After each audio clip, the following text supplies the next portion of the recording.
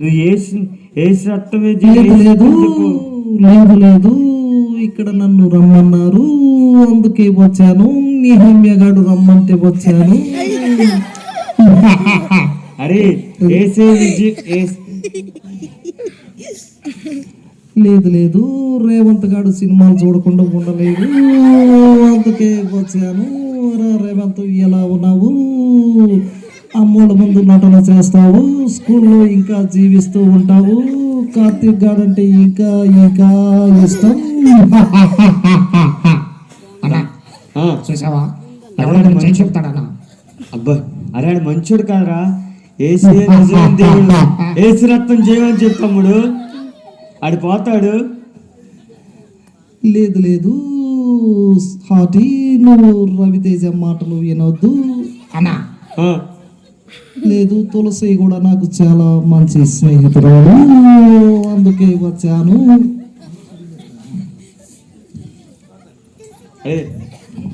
తమ్ముడు ఏసే నిజమైన దేవుడు అని చెప్పు. అరే ఏసే నిజమైన దేవుడు అని చెప్పరా, ఏసు రక్తం చేయమని చెప్పాడు, పాడిపోతాడు. ఫ్రెండ్గా ఏసు రక్తమే చేయం.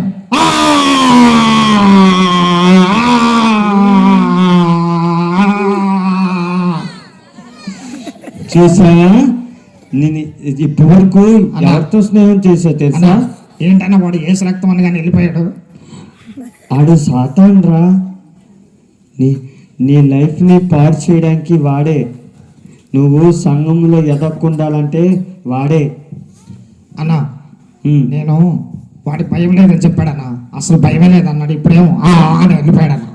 అవును వెళ్ళిపోతాడు. ఏసై నీతో ఉన్నావు కదా, నువ్వు అవన్నీ వదిలిపెట్టేస్తే నువ్వు ఖచ్చితంగా ఎదుగుతావు తమ్ముడు.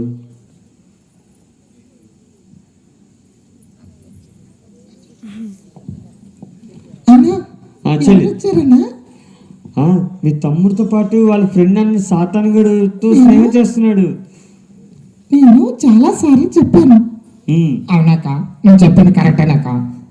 నేను ఈ రోజు నుంచి అదిగో కార్తీక్ గాడు, రేవంత్ గాడు వీళ్ళందరూ మారు మనసు పొందుతారని చెప్పారు.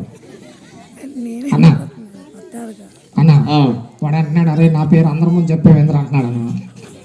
సరే నేనేం ఇక్కడ అంటున్నాడు, నువ్వు బయటకు రారు నీ పని చెప్తానంటున్నాడు. సరే, దీన్ని బట్టి తమ్ముడు ఈ 3 రోజుల్లోంచి ఇప్పుడు వరకు నువ్వేం నేర్చుకున్నావు? మీ అక్క చెప్పింది కదా, ఇదేదో చెప్పేస్తున్నాడు. ఏం చెప్పాడు చెల్లి?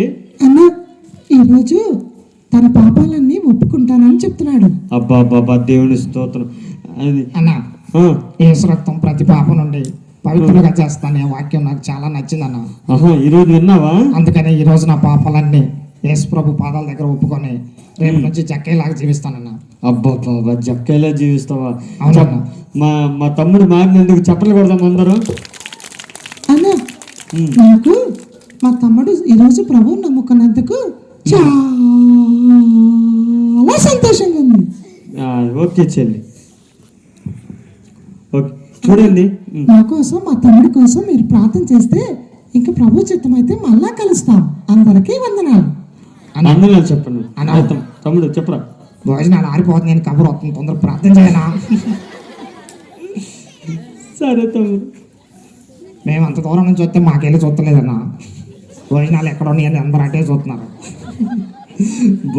తమ్ముడు లేదు, వీళ్ళు రేపొద్దున దాకైనా ఉంటారు. అవునా? వాళ్ళ ఫేసులు సరిగ్గా చూడ తెలిసింది నేను. అన్న మా కోసం చిన్న ప్రేయర్ చేస్తే మేము సెలవు తీసుకుంటాం. సరే చెల్లి, చిన్న ప్రార్థన చేస్తాను.